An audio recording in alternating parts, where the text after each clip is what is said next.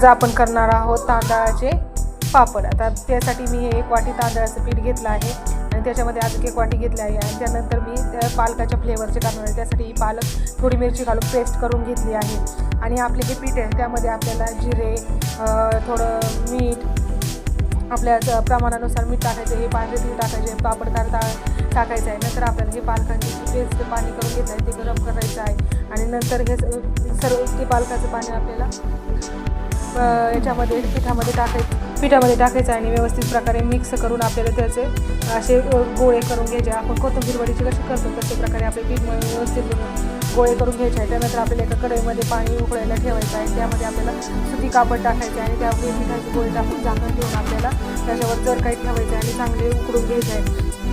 उकडल्यानंतर आपल्याला ते चांगले मॅश करून घ्यायचे आहे आणि त्याचे असे गोळे तयार करून आपल्याला प्लॅस्टिकचे शीट घेऊन त्याचे पापड तयार करायचे। हे बघा अशा प्रकारे आपल्याला त्याचे पापड तयार करायचे आणि हे आपले घरगुती पालकाच्या फ्लेवरचे पापड खूप छान लागतात आणि तुम्हाला हे 2 दिवस उन्हात चांगल्या प्रकारे वाळून घ्यायचे आहे आणि ते लहान मुलांना पण खूप आवडतात। नंतर आपण हे बघा उन्हात वाळल्यानंतर तळून बघा पापड किती मस्त छान प्रकारे फुलतो आणि टेस्टला पण खूप छान प्रकारे तयार झाला आणि लहान मुलं सुद्धा खूप आवडीने खाते। तो पण नक्की ट्राय करा। धन्यवाद।